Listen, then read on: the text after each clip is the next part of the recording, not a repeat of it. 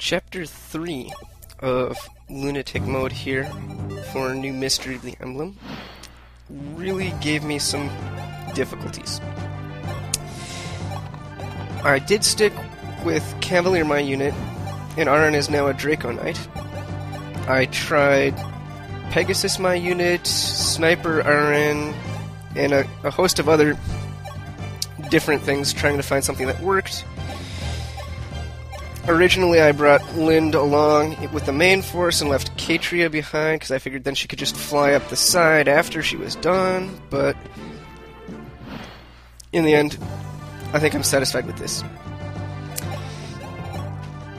Now, I also tried several iterations of what to do with Paula in the north, but I think, really, there's no room for any deviation there. Warren soaked up the hit for Marth from the enemy ballistician. Originally, when I had Sniper Arran, he would take the hit and then move along just so that Militia could heal him. Militia misses out on, maybe 30 experience this way, but whatever. Anyway, I could not figure out a way to safe pull the Dracoknights on the right-hand side. Either, if you put just one person in range, they don't budge, and you can't put two people in range without having them be able to be double-teamed, or so it seemed, and I don't have anybody that's 3-hit KO'd, so I have to do this the hard way. What is the hard way, you ask? Well, you'll find out. I think my commentary here is rather scattershot for the moment, so maybe I'll just focus on what's actually happening rather than just the general details. Now, obviously I skipped the Bridge Key Village because that's just a waste of turns and provides nothing really useful. But the conditions of my run do require that I recruit both characters, so I have to visit the other two villages for sure.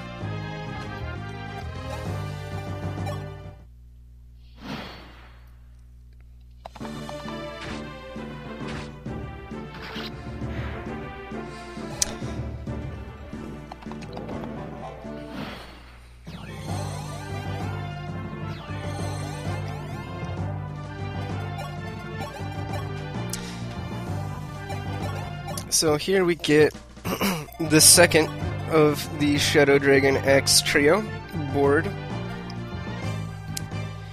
who comes with a very nice weapon rank, but I probably still won't use him. Right now I was just counting squares to see if it mattered if I was going left or right. I usually always went left, but then all of a sudden I had the idea, it's like, whoa, maybe I could go straight up.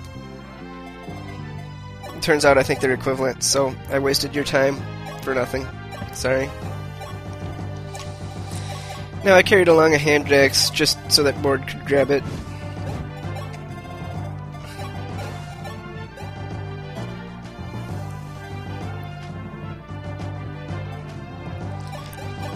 Now, one of the things that I had tried was, at this point, I think you could just have Paula go left and use the Vulnerary. That would produce an extra Cavalier that you would have to deal with, which would be extra experience, but also extra damage, and I think it's just not worth the risk.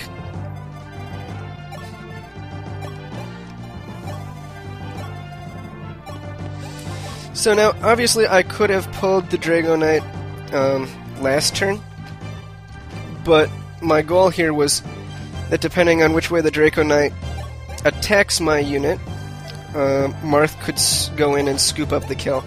It turns out that the AI random number generator didn't like me, so that's not going to happen. Spoilers. She attacks from the north instead of from the east, so no extra experience for Marth today. And then the fact that we left our squadron back at the start area means that those three Dracoknights are not going to be a thorn in our side. Now, if the board misses that, there are other options. There is Katria, and there is Arran, both of which who could, throw either javelins or, attack with whatever other weapons they need.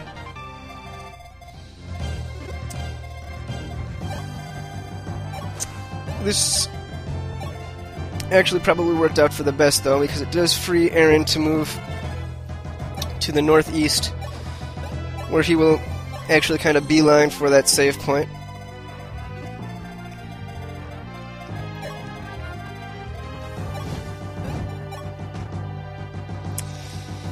Now here, we have to clean up all 3 of those Dracoknights with the 3 units we have left.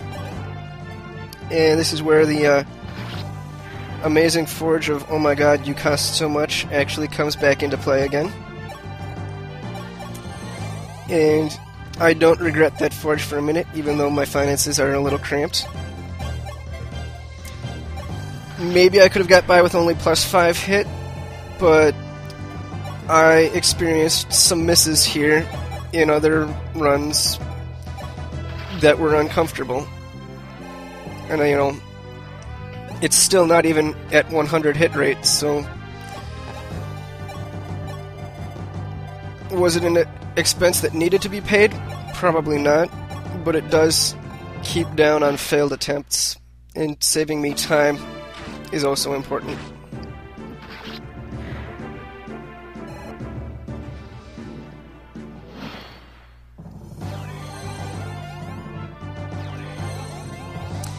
Now, the reason Drogue just didn't sit on the fort only and had to use the Vulnerary is because we're going to need to pull the next set of Dragon Knights rather quickly.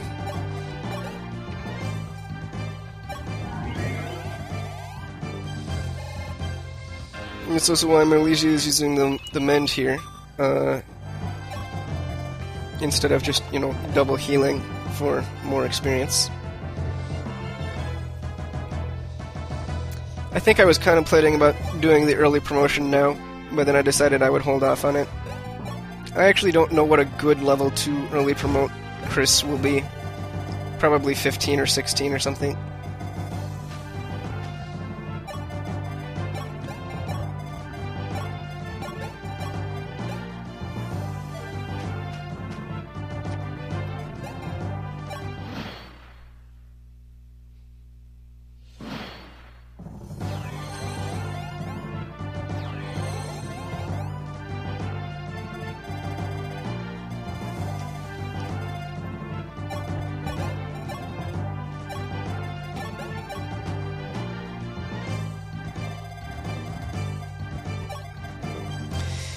Now it's just continuing to wrap our way around this map clockwise, which I guess makes it kind of a boring map in some regards, in that it's like one of those giant FE4 maps with long stretches of nothing to do, and then short stretches of "oh my god, so much to handle at once." But I guess a little bit of that every once in a while is not bad for variety's sake. Yeah, we're gonna go ahead and take advantage of this save point here.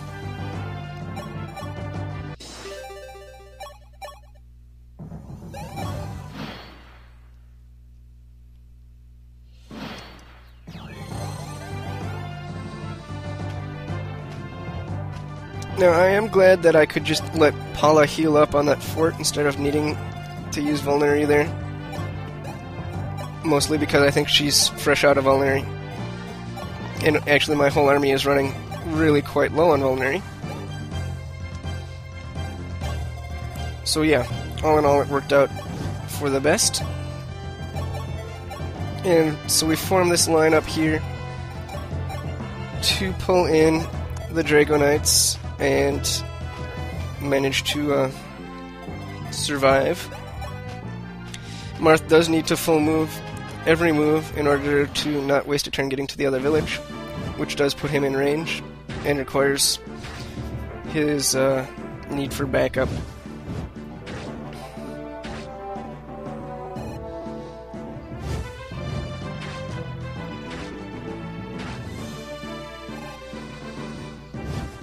And the reason that other Mountain Dragon Knight goes to the southwest is because I left Marisha just in I think, the range of 2 full move lengths for him. I think it was like 19 or 20 squares away exactly.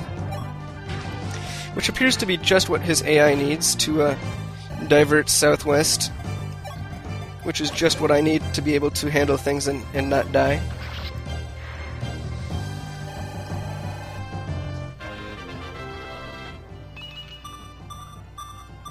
So we get actually a plus resistance level on Katri, which is rare, and may or may not ever pay off. But the rest of her stat gains were pretty good too. I mean, she does have pretty bamf growths, so...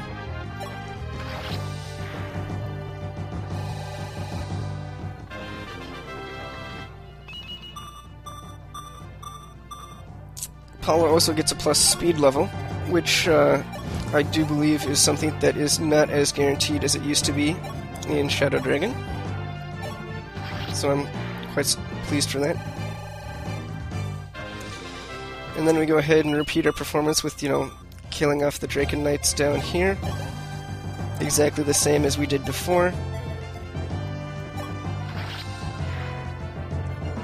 And I always do worry with, 3 90% hit rates lined up in a row. I mean, yeah, it usually works, but when it doesn't, then you're like, oh shit, man.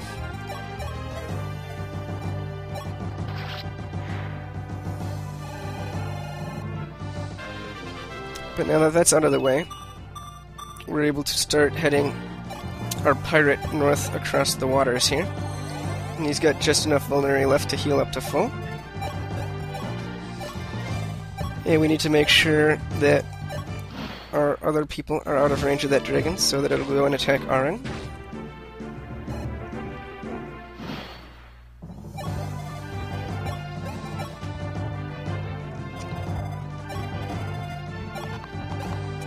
So here we're going to engage in a little vulnerary swap and healing action to get the army back into shape for the final challenge of the map.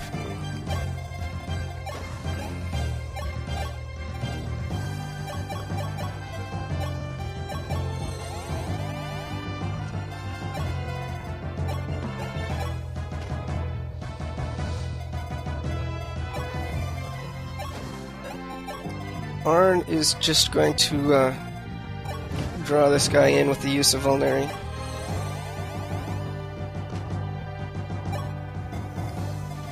Mostly because he can't kill it even if he tried.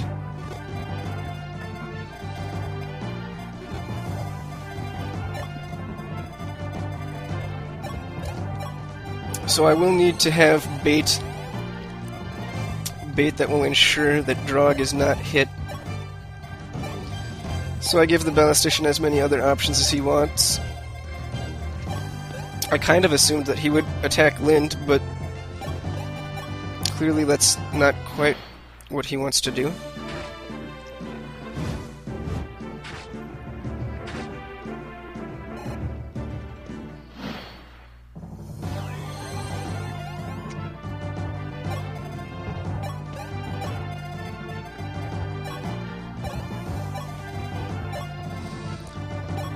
So then we can just go ahead and continue to draw ballistician fire. If nothing else, it'll create wounded targets for Marisha to heal. Also, for some reason, I assumed that the ballista only had 5 shots, like it was an FE4 ballista originally. And so I'm like, I'll just wait it out. But then I did realize my mistake in one of the earlier playthroughs, but I was in the habit of, just soaking up fire anyway. Probably a bad idea in case he has random crit chance, but I never actually checked that out. The only one that ever seemed to be crit by him was Arran, and Arran's not in the picture anymore.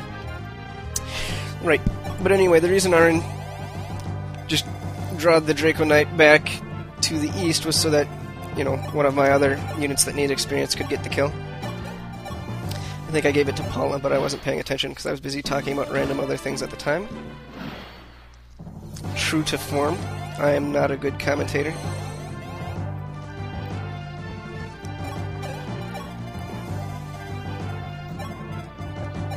And so we have just enough movement that things are going to start to fall into place the way that they need to.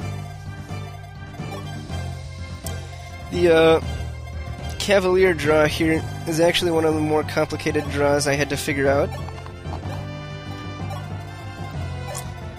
because just like always, the AI doesn't react if you only bait it with one unit. You have to bait it in just the right way. In fact, this one doesn't react unless you bait it with, I think, 3 different areas. I need to have... Well, I'll wait until next turn and say what the 3 areas are.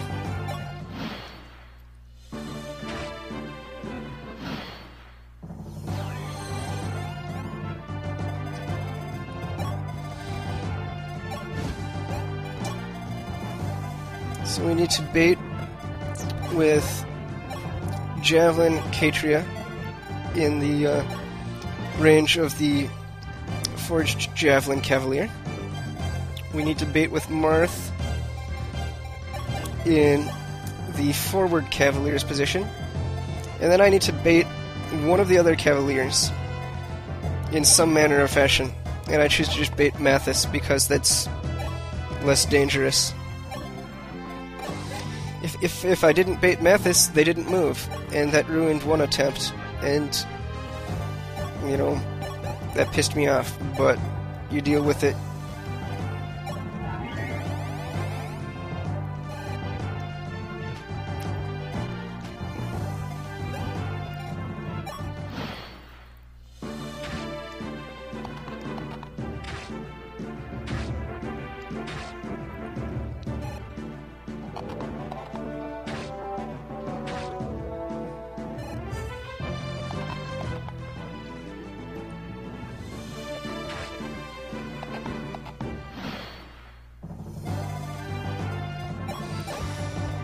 Now we need to have Paula clear out this one standing in Marth's way. She can do that with the Silver Lance because she's a goddess.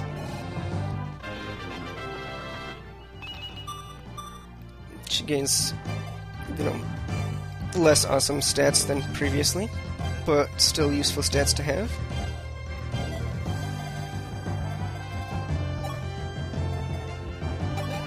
Then we go ahead and Drog will clear out the one that Catria softened up for him. Almost done. He gets a pretty good level. The only thing you could ask for would be more defense, but his defense growth isn't what I remember being spectacular. But yeah, anyway, we go ahead and clean up this last Cavalier here. I don't know if my unit is still in the Strength Blessed realm or not, because I stopped doing math after I reclassed because that was a pain in the ass. But we go ahead, we recruit Mathis, and because I don't have the Rainbow Potion, this is not a clean one round by Arran, which means that the Ballistician still needs to die. There's only one way to get this done. Mathis is going to prove a decisive piece of my strategy. How often do you hear that said, guys? I had a run fail because he missed his Steel Lance. I was pissed. But yeah, I guess moral of the story, don't rely on Mathis unless you absolutely have to.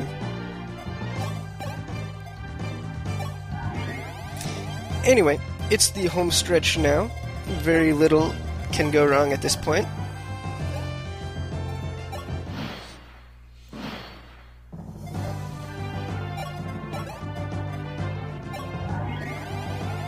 Again, just abusing heals for XP at this point. Go ahead and activate that save spot, because I don't want anything being messed up at this point. I don't actually end up using the save spot. I thought I was going to need to manipulate a crit on the boss, but then I remembered something, and then I didn't. So we go ahead. Paula, because she healed up previously, can take the hit and deal out massive damage. Arran can also do the same. He probably didn't need to use one of his vulneraries when he was sitting on the fort, but I didn't know that at the time. And here I thought I was going to have to manipulate a crit with my unit, but then I remembered Catria's been carrying around this lady sword, and as a cavalier I can still use swords. So I go ahead, and that gives me the extra oomph I need to avoid excessive reliance on crits for my strategies.